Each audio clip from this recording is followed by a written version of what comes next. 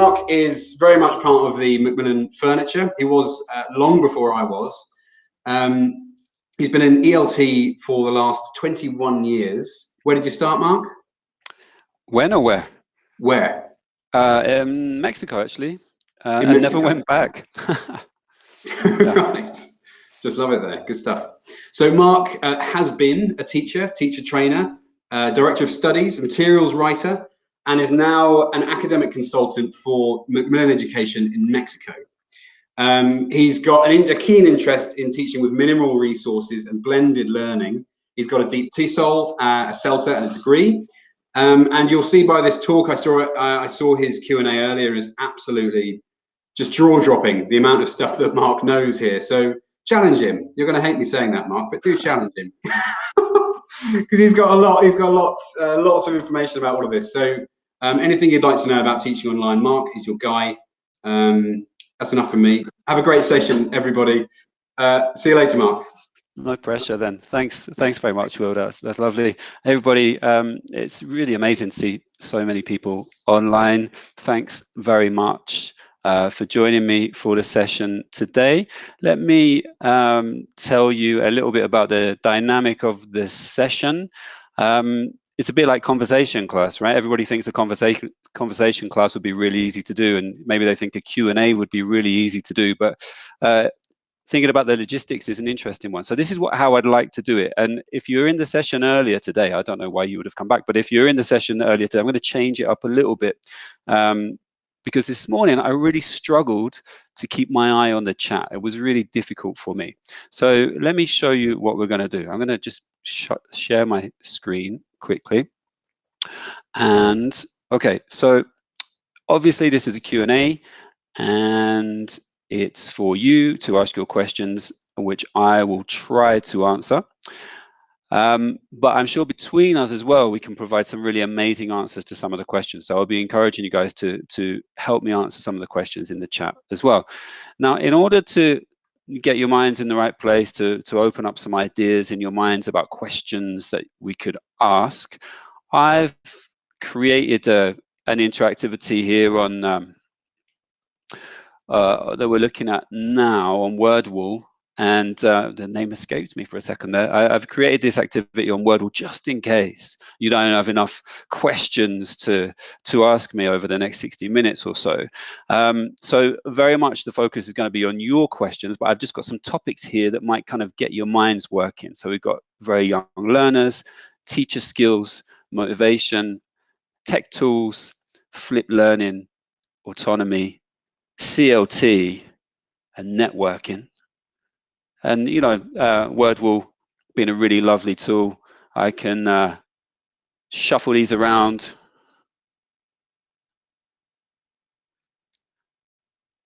I can select a question at random. And behind each of my boxes here, we've got a question, right? So if I were to select this one and actually press the right button and flip it, you will see that there's a question on there. Okay, so if you guys run out of questions, I have some questions for you. If not, we'll be focusing on your questions for most of the session. Okay, so that's the plan.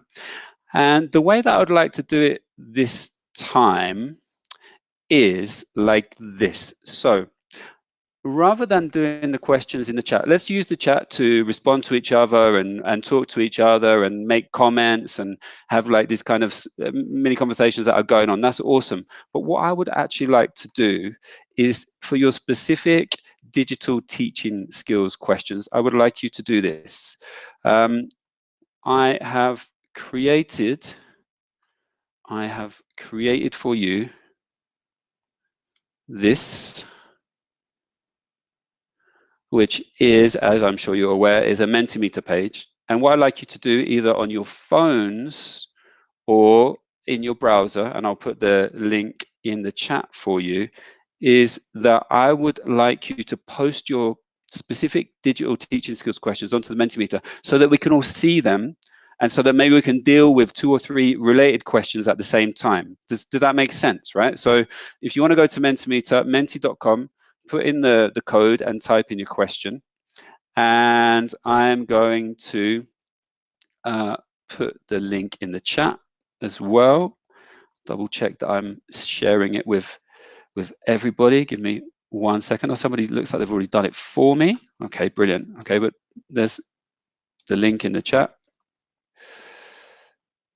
For some reason, it wouldn't let me do it. Maybe I can't paste into the chat like that. Oh, there you go. Okay, so if you want to go to the Menti page and type in your questions, I see some questions are coming up. I'll give you a few seconds to type.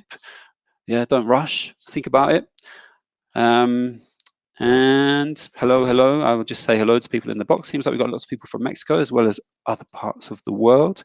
I see that Will has already put a number of questions in here for me. So I'll look at those questions in the chat box that Will's posted for me. And if you want to post them to the board so we can all see those as well. And I'll give you another couple of minutes on there to post your questions into the Mentimeter. That way, I think it's going to be easier for me to kind of keep track of the questions, because you know what happened this morning? We had an hour of lots and lots of questions. And then after the session, people sent me messages saying, hey, you didn't answer my question. Can you answer my question now? So hopefully we can avoid that now. And I see that the board is filling up. And this is interesting, right? So, maybe this one's going too fast for me now. Okay, so there's a couple of questions straight away about assessment and evaluation online. Okay, so let's tackle that question first of all, and it's a question that came up this morning, and it's lots of questions about the best way to assess our learners in online classes, and it's not an easy one to answer. So from my work with teachers over the last 12 months, dealing with this transition to online classes, I see that teachers are asking me, hey, are your Macmillan exams available online? Or can you give me a good platform for creating online tests? And questions like that. And when it comes to assessment, I think that we need to think differently about how we're going to assess our students for all kinds of reasons, right? So on the one hand, I think it's possible that we can convert maybe grammar, vocabulary, language focused tests to a kind of online format where they could do them with some kind of quiz software, like possibly like Google Forms or something like that. And as Steve and Malcolm were saying in their fantastic session this morning, for exam preparation, students still need to be able to provide written answers. So there's probably going to be an argument for having students maybe in a live virtual class on Zoom or on Google Meet, asking them specifically for testing purposes to have their cameras on so we can monitor them while they're providing written responses to questions. So maybe we can share or post exam questions to the classroom or the MS that you're using, and the students can actually respond to them live. If there's a listening stage, we could play the audios through the virtual classroom so they could respond to the listening task as well. So there would be an argument for doing that. But I think we also need to adapt the way that we are assessing students to kind of conform with the situation that we're in. Now, in assessment, in the field of assessment, you are probably aware of a concept called triangulation, right? And triangulation literally, as the name suggests, means using 2 or 3 or maybe even more assessment instruments to check students' progress, to check students' knowledge. And so, for example, that would mean that in addition, you probably do it already when we're teaching face-to-face. You have your written exam, maybe you have an oral exam, and then maybe some classwork is included in how you assess. We can apply the same principle online, right? So maybe there is an online test or there's a written test that we do in Zoom. But in addition to that, any work that we have the students do outside of the class, this morning, Malcolm and Steve were talking about asynchronous work. Perhaps we can incorporate that into some sort of e-portfolio, right? So written projects, recordings, class assignments like writing paragraphs or emails, they could be submitted via Dropbox or Google Drive as part of an e-portfolio, and they can be included in the assessment. Now, maybe you're thinking, as Steve mentioned this morning, the issue of Google Translate. and you're thinking, well, if they submit written work, the parents can help, or they can use Google Translate. So then maybe we just add another depth to this process of triangulation.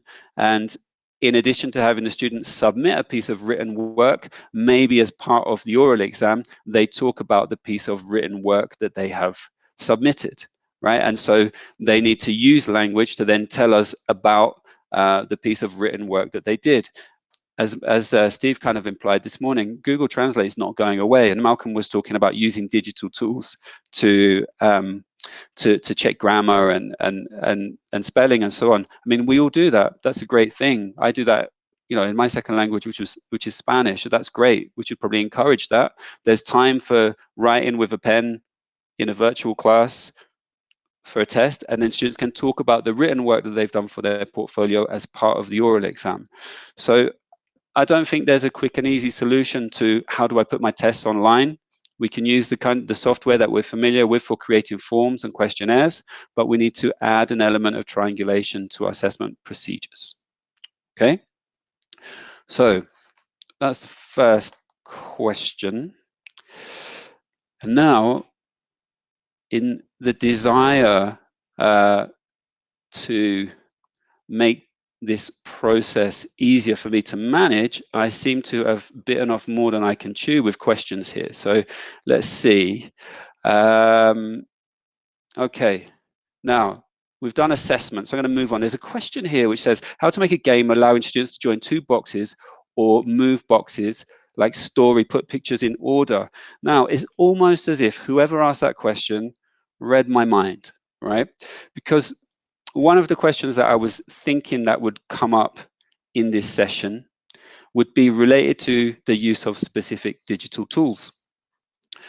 And I think 12 months ago, we were all kind of stressed out about how we were going to move our classes online and which digital tools we should be familiar with to do that. Obviously, we needed to be able to use Zoom or Meet or whatever, and now we're using things like Teams and Google Classroom. But then teachers wanted to know which apps are going to engage my students. And that's a very difficult question to answer, right? Because it depends what you're trying to do. And my own view on that, and the way that I've done it as a teacher, and I've worked in online courses. I was involved in the creation of an online course back in 2013, 14, and then we launched that course as well, and taught on that course. Was actually to start small and just to kind of master a few basic tools, but ones that you think are appropriate to create the conditions for communicative language teaching. Now, I'm going to share with you one such tool and some ideas for using that tool. Okay, so what a fantastic question. I'm so lucky that you've asked me that question because I was kind of prepared for that one. So let's have a look. I'm going to share with you a tool that I think is really useful for fostering communicative language teaching. Now, this is Jamboard, and it's free with Google accounts. Now, before we start looking at specific examples, let's incorporate a little bit of theory here. On the screen right now, you can see a theoretical framework that is called the Digital Teaching Skills Pyramid, and it comes from a researcher called Regina Hampel, who I presume is German. I'm not sure about that. And basically, this is a framework for understanding how teachers can develop in terms of their use of technology. And according to this model, Hempel and her colleagues recognize that nowadays, basically everybody has some digital skills, right? And so at the bottom of the pyramid is what they refer to as basic ICT competence, which is basic tech skills, right? So you can use a computer, and if you're teaching online and you can use Zoom or Google Meet, you can obviously do that. Everybody has those skills. Now, if we move up the pyramid slightly, level one of the pyramid is that teachers have awareness of the affordances of different media for language teaching purposes in our case. So that means that we understand the strengths and limitations of some basic tech tools, and we basically understand how they work. So for example, if you know, as I'm sure you do, that you can use YouTube for listening, or you can use Kahoot to create quizzes, but you know that they're not perfect and you have to be careful and there's certain things that you're going to avoid, then maybe you are here on the pyramid. Level 2 on the pyramid is about being able to facilitate what Hempel refers to as communicative competence and social aspects of learning in online environments through the use of technology. So by level 2, teachers are able to exploit technology to develop communicative competence and to use it effectively for pedagogical purposes. Now, for example, Steve and Malcolm were talking about the use of Flipgrid. So if you wanted to develop students' productive skills in preparation for a language test, and you were able to do that by having them do their work on a tool like Flipgrid, right, and they genuinely improve their language skills while doing so, then you are probably at level 2. And finally, at level 3, Hempel and her colleagues referred to the concept of creativity, choice, and own style. And the idea here is that teachers are able to use technology in creative ways to facilitate language learning, but also to develop the creativity of their students. And when I think of this level, I think of the work of Nick Peachy, who you may be familiar with. He's a teacher trainer, teacher, entrepreneur, author, associated with the British Council.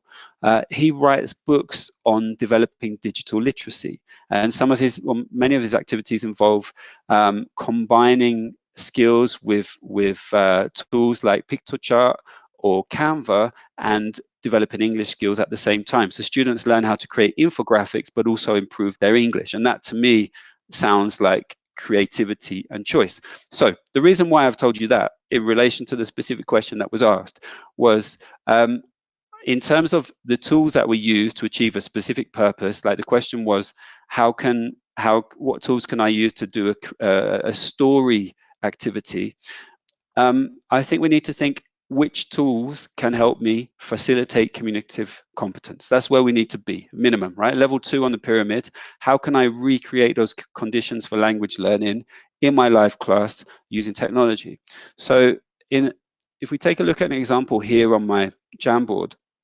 So this is Jamboard, right? The idea of Jamboard is it's kind of an interactive kind of pinboard or whiteboard, and you can write or you can insert images, and then different people can collaborate on the Jamboard in real time. So conceivably, I could share this cut up story with a pair or a small group of students, and they could get together in a breakout room, or they could connect asynchronously outside of the class, and they can work on the same Jamboard, discussing the story and moving the pieces around in order to put the story into the correct order.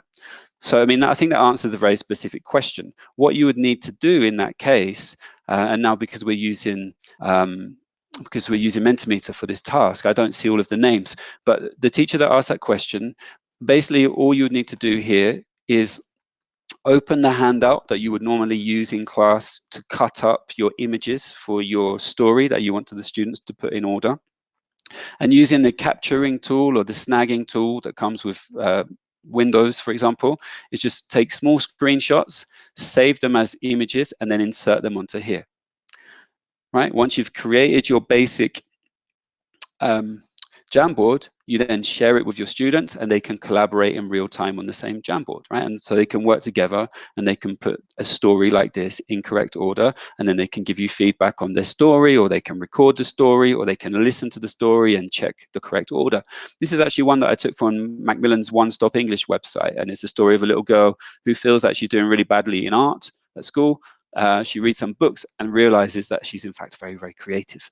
It's just that her pictures don't look like other people's pictures. The idea is the children put the story in order, they listen to the recording, they check the order, as I'm sure you're aware. But Jamboard is one way that we can do that, simply by inserting the images onto the Jamboard. Now, similar kinds of activities for fostering communication in the language classroom. We've all done activities like this in class, where you classify some information you need to discuss and classify some information. So what makes a good job?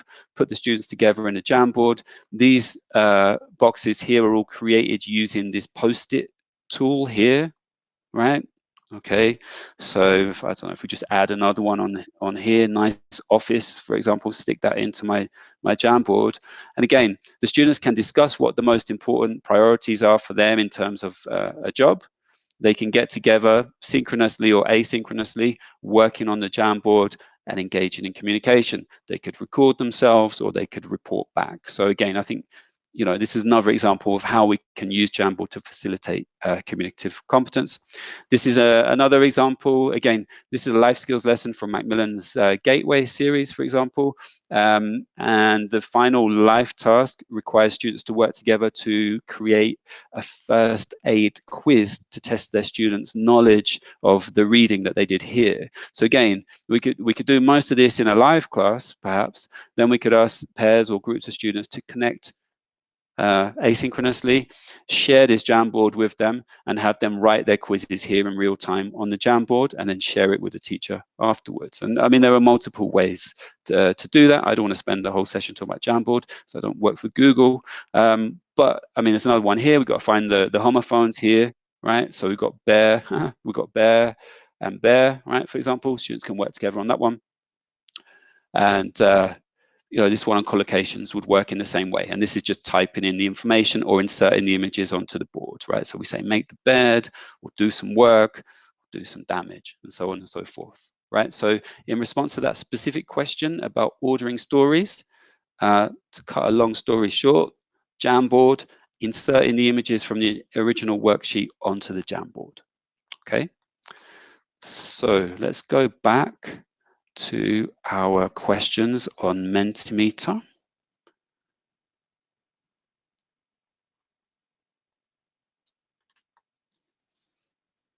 All right.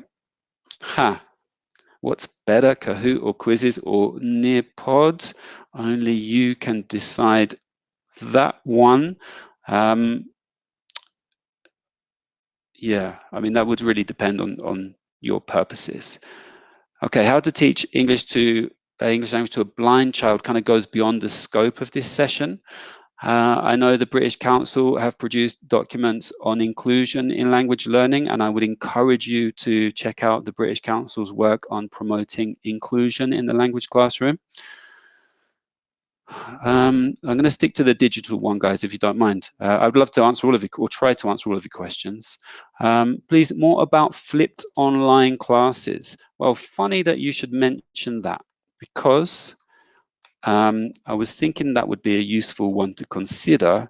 And if we were to go to my fantastic word wall presentation, you would see that we have a question here, right? On the word wall, we have a question here on flipped learning. So my question, which kind of relates to your question, is this one.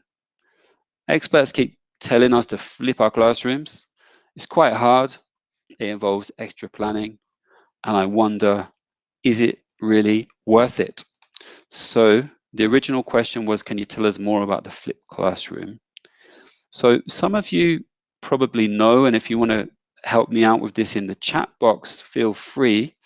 But the flipped classroom is a kind of trend in general education, dates back maybe 10 years or so.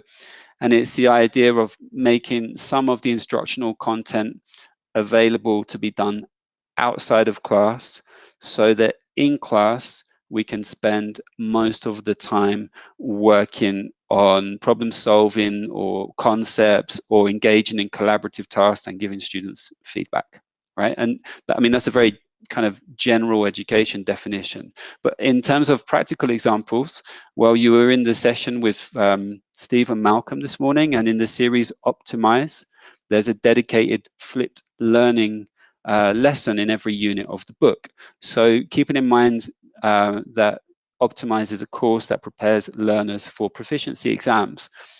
In the speaking lessons of Optimize, and there's a one-page speaking lesson in every unit, there's a speaking lesson dedicated to developing speaking skills for specific exam tasks, as you would imagine, right, from an exam preparation course. So maybe the students have to talk about, I don't know, an embarrassing experience, or they have to talk about the services in their neighborhood or something like that. Now, as is typically the case on exam preparation courses, these lesson sequences begin with a model recording or video of some speakers successfully completing a similar kind of task. And the idea is that the students watch the video or listen to the recording, understand the recording, analyze the language in the recording, and then reproduce a version of the recording. So the recording serves as a model. And in the flipped classroom sections of Optimize, those first two steps of watching and answering the comprehension questions about the video are designed to be done flipped, and that means outside of class, so that we don't lose 20 minutes in class trying to get technology to work and then watching the video, when students can do that at home and then come to class. We can focus on any issues or questions that they have relating to the video, and then we can set up the productive activity so they can reproduce the model, right? So that's the idea of the flipped classroom in a language teaching kind of way. And in the series Gateway, in the second and third editions, the Gateway to the World is now the third edition, we have flipped classroom videos in the grammar section. So it's the same principle. So there's a video presentation of the present perfect or whatever it is, so that we don't lose 25 minutes of class time talking about the present perfect when maybe not everybody in the room needs to see that presentation again. Instead, the students watch it at home, do some basic exercises following the video, and then in class we check students' responses in the exercises, and then we allow them opportunities to use the language more communicatively in the live class. So that's basically how the flipped classroom would work, but there's quite a lot more to it than that, right? I mean, that was a very simple overview. In terms of benefits for learners, it means there's more opportunities for communication and output in the live class, because that receptive study work gets done at home.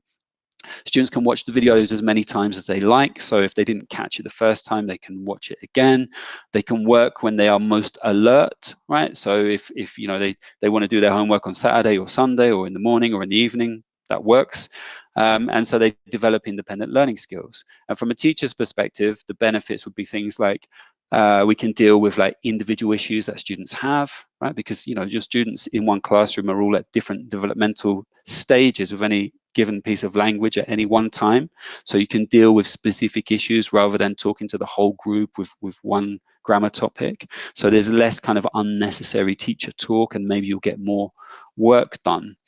But the research seems to suggest that any benefits that come from a flipped classroom model lie in the fact that there's more opportunities in the face-to-face or live classes for active learning. And so if we're going to set work to be done flipped, whether it's watching videos or reading a text or doing exercises, we need to make sure that when the students do come to the live class, they have to retrieve that information that they worked with outside of class, and then they need to put it to use actively in some way.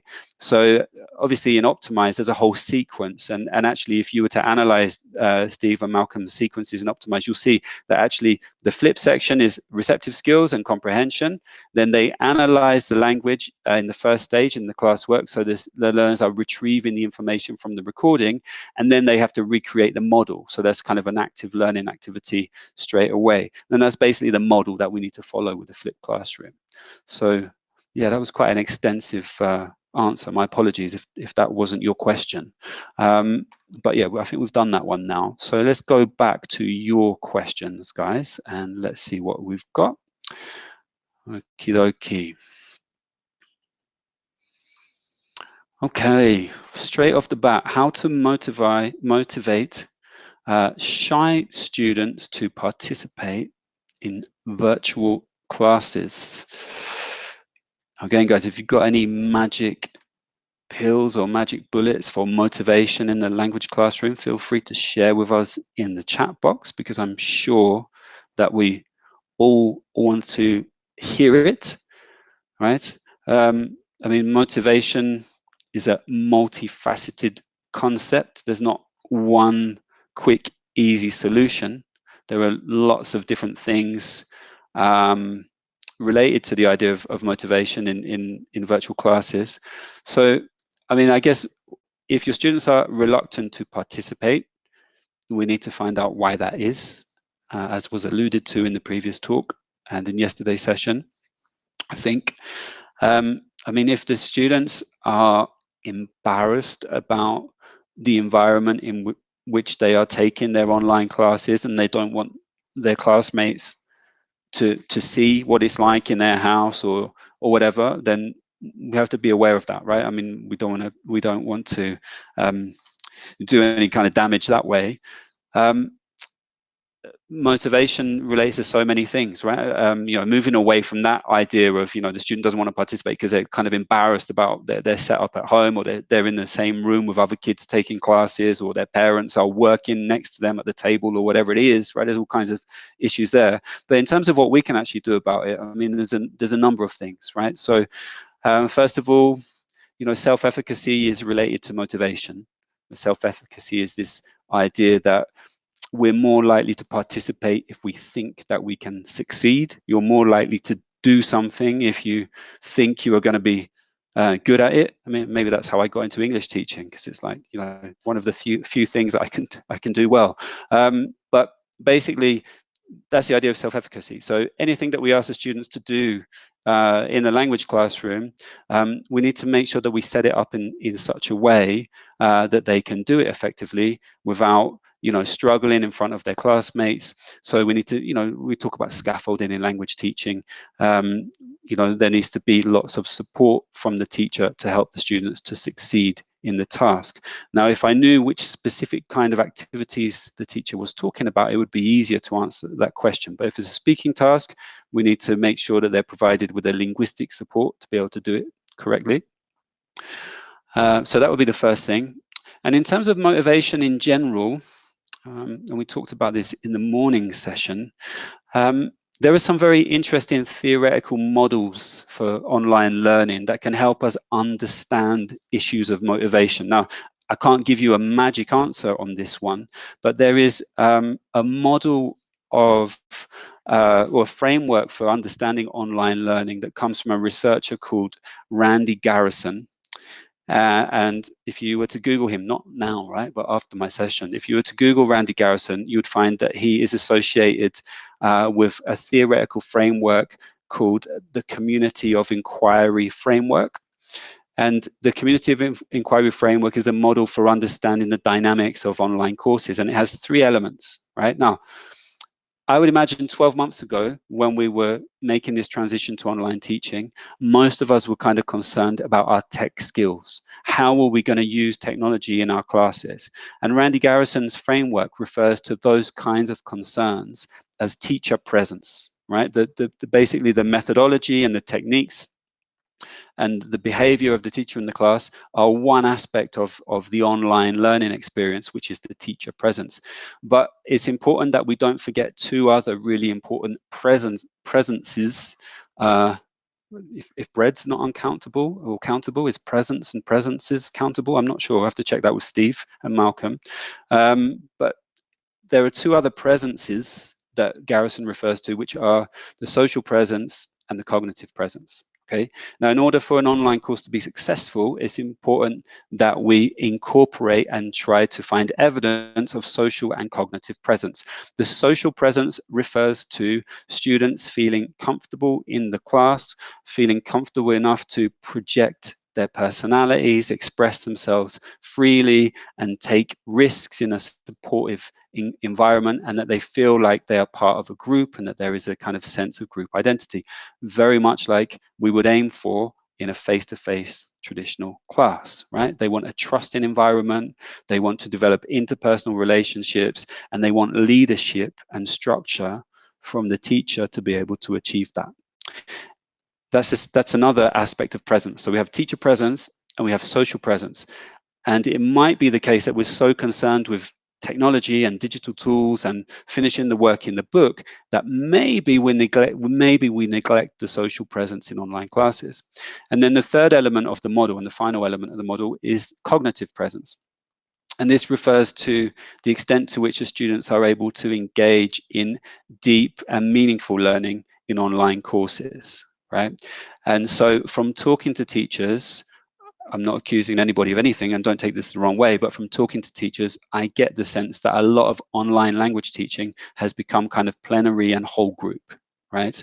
Whereas students in research into experiences of online classes have stated that they really appreciate a balance of plenary and small group and individual work in online classes. So we need to make sure that we're doing those kind of cognitively interesting activities that we used to do face-to-face in online classes as well. And so that would be using breakout rooms, setting asynchronous work, and using tools like Jamboard or WordWall to kind of facilitate communication, right? Whereas if the students are just sitting in the whole group and doing the exercises in the book, I mean, that might be great for classroom management, and it might also be related to the conditions that you find yourself working in, but it's not great for language acquisition and language learning, right? So students need opportunities to engage in meaningful ways with the language. They need to be able to connect the new language with their existing knowledge, and they need to be able to try out new things. All the stuff that we used to do before, but we got to make sure that we have it in the online class as well, right? So another extensive response from Mark. Doesn't Mark like to talk? Okay, next question.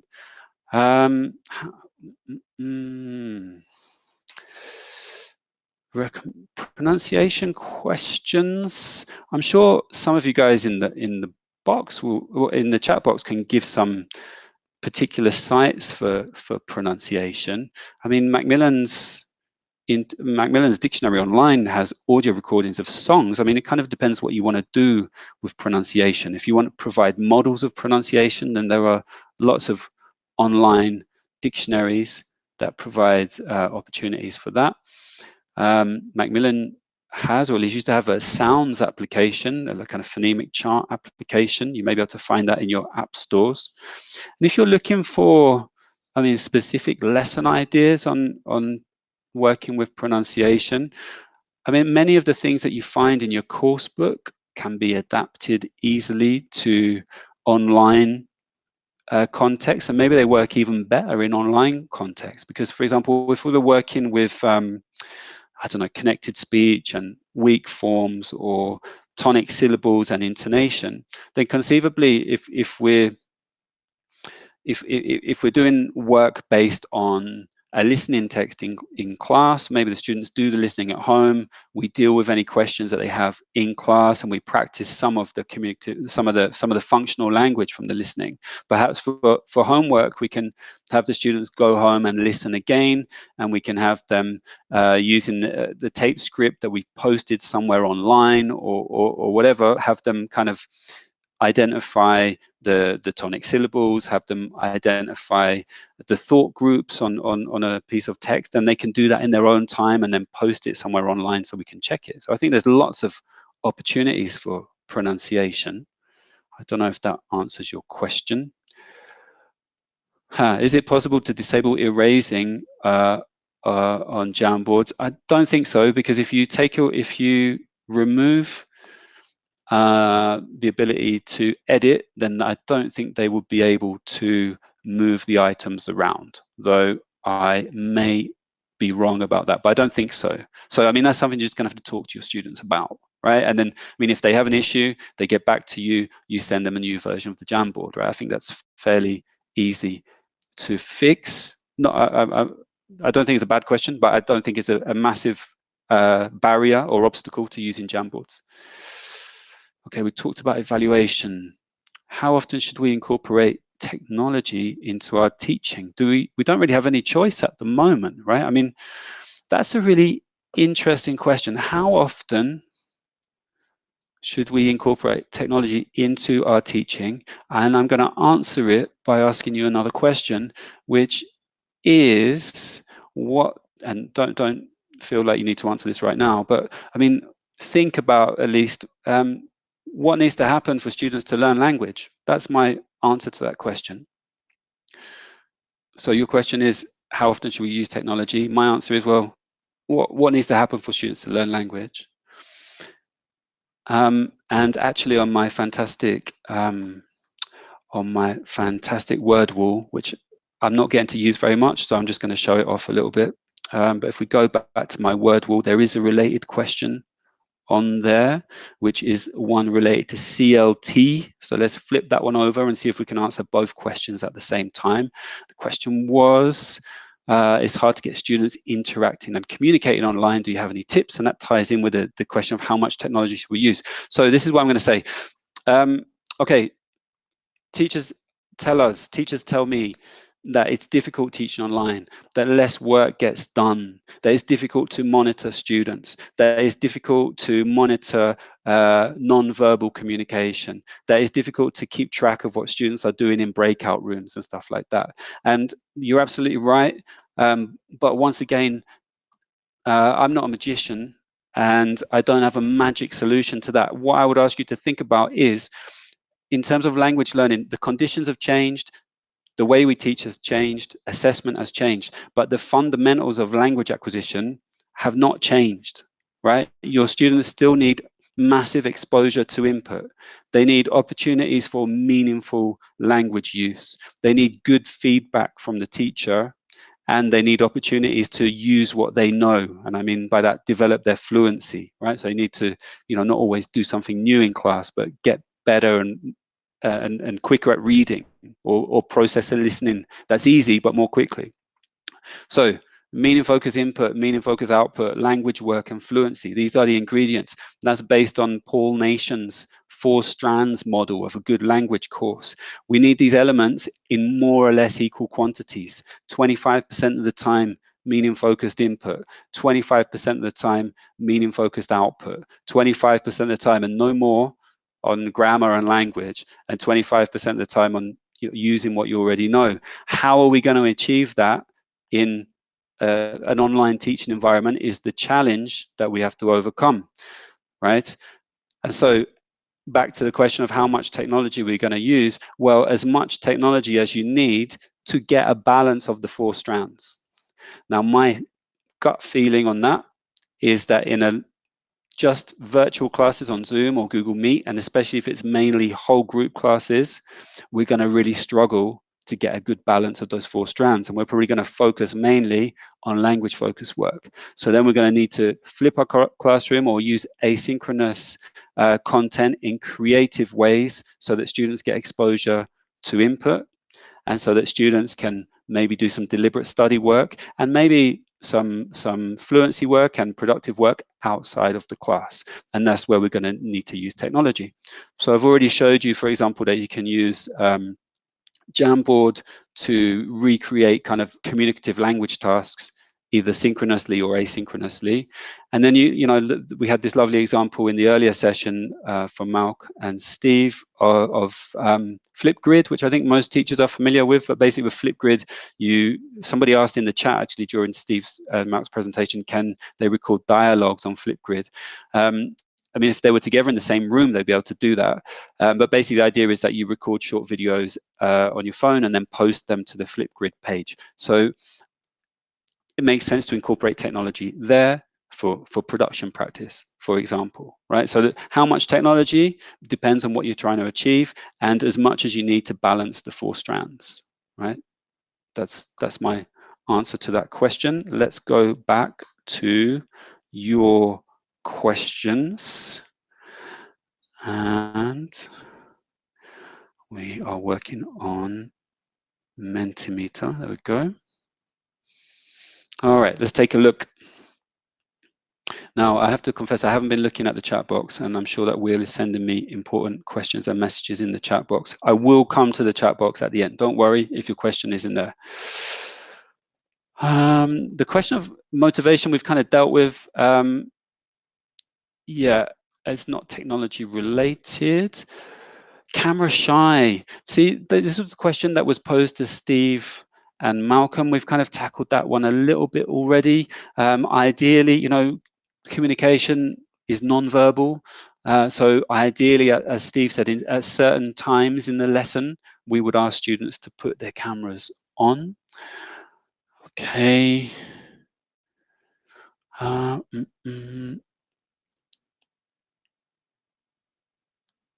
Okay, so how long, this is a good one then. How long and frequent do you recommend the teaching sessions for young learners, 5 to 6 year olds? This question comes up a lot in my work here in Mexico. I realize that a lot of you are actually joining us from Mexico today, but I mean, even younger learners as well, I understand in some cases are spending many hours in front of the classroom and in front of the computer, and teachers are asking, how can I make these classes more interesting, more dynamic, more fun? And I think this question of how long is long enough for an online class is the key. I mean, young kids, surely 45-minute sessions in front of the screen is sufficient, and then we ask them to go away and do something else. Now, I know that might not fit with what parents want or what your school managers want, but maybe at least we need to be having this conversation that having students, small children, in a Zoom room for 2 hours is not ideal.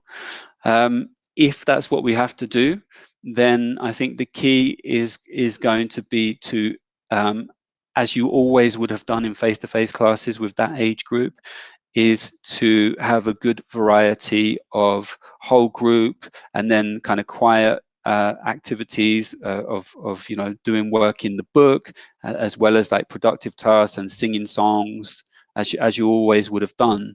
I mean, we're very young learners. Many of the things that we do in face-to-face classes transfer really well to online classes, right? So for example, in a book like, I don't know, like for example, Ferris Wheel, which is one of our series for preschool, the lesson plans are actually divided into circle time, table time, and then closing sections. And circle time is basically when we have our kind of opening routines or our hello songs or those kinds of activities. And maybe we use, maybe we're using our flashcards or, our puppets, right, to go through certain routines that the children are familiar with. That can still be done face to face, right? I mean, we can still do, we can still do reveal activities like that and ask students to name words, or we can still do odd one out activities. Those things with young learners we need to keep doing, right? Those kind of fun, dynamic activities that are going to work face to face, we can keep doing. If you're using a book at preschool, for example, that has a pocket chart, I've seen teachers with their pocket charts on the wall behind them. We can still do those kinds of things. So we need to make sure we keep those kind of learning routines going on, that we use songs, but there's variety as well. I'm not going to lie to you and pretend that I'm a preschool teacher. That's not my area of expertise, but those general principles might help you. In terms of resources online, if you're working with young learners, you might be interested in a website called Funky Socks and Dragons. Funky Socks and Dragons. I don't know if you've heard of it already. Let me open it up and I'll share it with you. But it's a really fantastic website for very young learners, and they've tackled the issue of your preschool classes very well on the website. So let me share that with you quickly.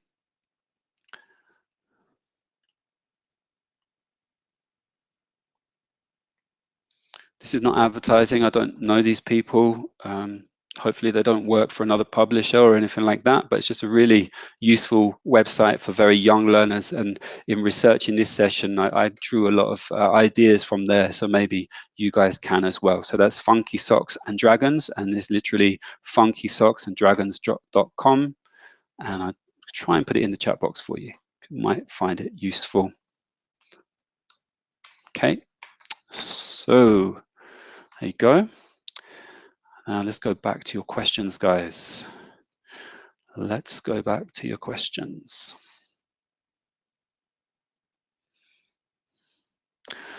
I could talk about phonetic or phonemic transcriptions all day. That is something that I love, but it's not the scope of this webinar, is it?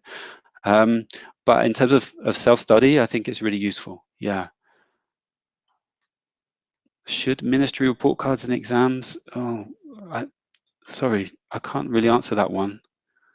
I mean, yes, presumably yes. Okay, in class which lasts only 20 minutes for young learners, what would you recommend? Engaging socially with the children, using your puppet to express affect, making them feel like part of the group, singing songs with those children, engaging in the routines that you would typically have in a face-to-face class so that they feel comfortable and secure. Okay. All right, interactive platforms for 10-year-olds. It's difficult for me to really promote educational products of other companies here, but you may be aware of some Macmillan products that have some fantastic platforms. So Global Stage and Give Me 5 and Share It, for example, all use Macmillan's Navio platform, which is a gamified language learning environment where children can create their own avatars. They can customize their avatars literally with crazy socks and silly hats and change the number of eyes, and they can engage with learning language activities, videos, audios, vocabulary, grammar, and explore this immersive world of Navio. And from a teacher's perspective, you can project all of the content from your classes, and you can play the audio and show the videos. You can monitor students' progress. You can award them points and prizes for participation in class. And as students work through Navio, they can also win badges. And so we can kind of gamify language study and try and encourage them to win as many badges as they can, for example. So that's a great platform for 10-year-olds. How to develop responsible autonomous for teenage students. Back in August, Will and Federica very kindly asked me to participate with a webinar on learner autonomy, and we did a session called 5 Keys to Learner Autonomy. And if you go to the Macmillan English YouTube channel, you can find a recording of it there. And I think pretty much all of it is applicable to teenage learners, but the 5 keys off the top of my head were, because there are many more, it's not that I've forgotten the 5, but I probably could have given you 50. But the 5 that we're talking about there were purpose, structures and strategies, goals, self-assessment, and study skills, I think, if my memory serves me well. Okay, so check out that recording. Okay. Is it possible to sing together with students? Once tried on Google Meet. Yeah, that's an interesting one. So kind of, okay, in terms of like transmitting the audio, in Google Meet, you can transmit the audio if you use the tab, right? So if you share your screen using the tab option, you can transmit the audio. But for reasons of connectivity, it might be the case that it's difficult. Now, maybe a real low-tech option would simply be that you play the audio out of some speakers next to you, and the children hear it through your microphone and they sing along that way. That might be a possible solution there, but I think that's kind of beyond the scope of my help. That's a connectivity issue. Okay, Kahoot versus quizzes versus Nearpod. Kahoot seems to have the best kind of interactivity options, but quizzes seems to be more varied in what you can do with it. And Nearpod goes way beyond both of them, right? Because Nearpod has much more than just quizzes. So it depends what you're trying to do, right?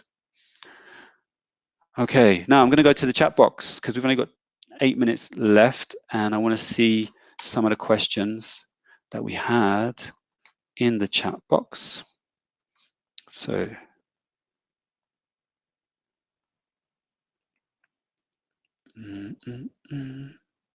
how does the digital divide implicate course design in blended and flipped learning? I was having a conversation with a teacher about this yesterday, and she was concerned that not all of her students can access Navio. And so what we need to do is make content available, more traditional kind of photocopyable content available for students that don't have those digital resources. Now, here in Mexico, in public schools, or government schools, I mean by that term, in government schools, we are seeing parents going and picking up resources from the school. In some cases, that's happening here in my neighborhood. In the specific case that I mentioned from yesterday, the teacher is using Macmillan series called Give Me 5. And just like all of our series, in addition to online digital resources, there's also a teacher resource center full of printable materials. So if you've got students that can't participate with the digital resources, then maybe we can make the extra worksheets that come as part of your teacher resources available for them. Okay. Okie dokie. How can you make an interactive survey while presenting the material? I wish, Inga, that's a really useful skill to have. And I think the easiest way to deal with that one is with Google Forms. I know it's really boring, Google Forms, and it's kind of limited in its capabilities, but you can create a simple questionnaire, a simple survey with multiple choice or true or false or sentence completion tasks very easily.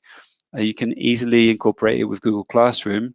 If you're not using Google Classroom, just keep in mind that as part of the form, you need to include an option for the student's name. Otherwise, you're going to share the form with your 30 or 40 or 50 students or whatever, and they're all going to complete it, but you're not going to know who did what. So use Google Forms, but make sure there's a space for names. How important is intrinsic motivation? Yes, very.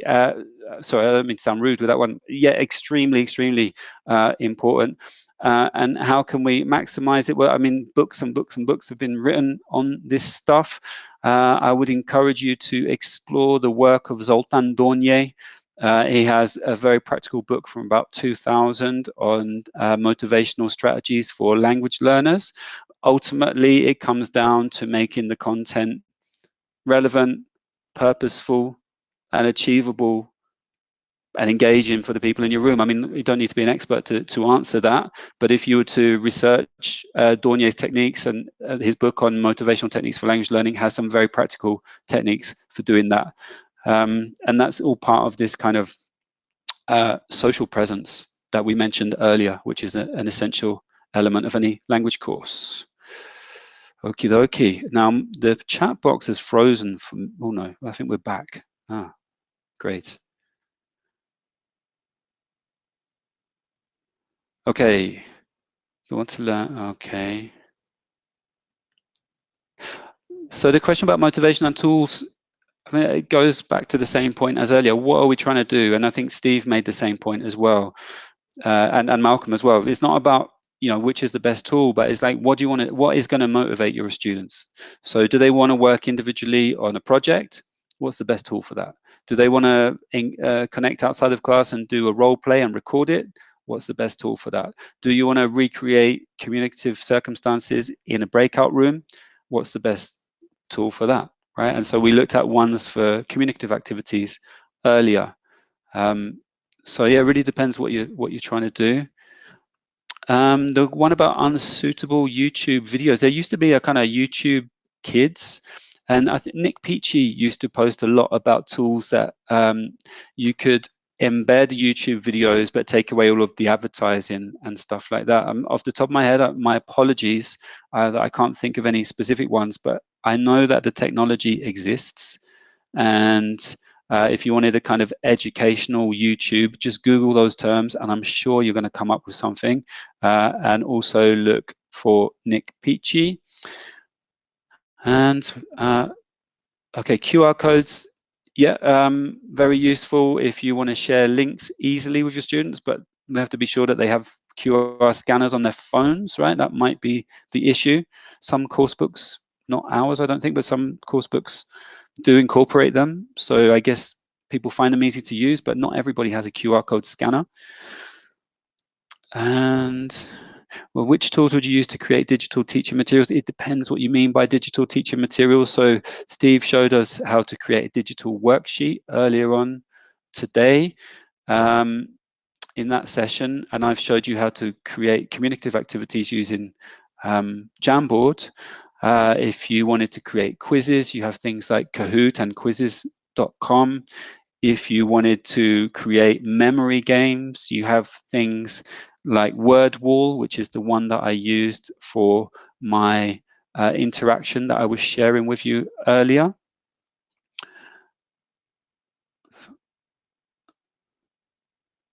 Okay, and for developing social and academic skills. Social and academic skills are two very different things there. So for developing academic skills, I mean, that is going to involve, how long do I have? Okay, that is going to involve introducing specific studies, academic skills and strategies into your class, modeling them, demonstrating them, trying them out face to face, and then having students go away and put them to use asynchronously, I would say. Okay. All right. And appropriate tools for teens in public schools and government schools, I'll take by that, because I don't know if you know, guys, just an interesting fact, but in the UK, public schools means quite the opposite of what it means here in Mexico. But in government schools, yeah, I mean, something like quizzes or Kahoot or WordWall, those Mentimeter, Flipgrid, Jamboards, those are all going to work. I mean, anything that's browser based is going to work on the most basic technology, if that's your concern. I guess I kind of implied something slightly unpleasant there by that response. But if you're concerned that students don't have great technology access, that's probably the way to go. Something browser based rather than something that you have to download. Okay. Now we've come into the end of the session, and yeah, I don't really want to run over time out of respect to Will and Federica. So Will or Federica, if you'd like to come back in, let me know if there's anything else you'd like me to do before the end of the session, or answer any specific questions. Maybe there's somebody here who was in this morning's session and I haven't answered their question now, and I didn't answer their question this morning. If that's you, I'll very happily try and answer your question. Great stuff. Mark, can you hear me all right? Yeah. Brilliant. Oh, well, thank you very much, Mark. I'm going to give you it sounds solitary, but I'm sure it's absolutely not. It was absolutely fantastic session. Thank you so much. I mean, you answered so many questions there. You were just thrown so many different questions, and I want to thank you on behalf of the rest of Macmillan Education and all the teachers here. Just thank you so much. That was just an absolutely invigorating lesson from you. Thank you so much, Mark.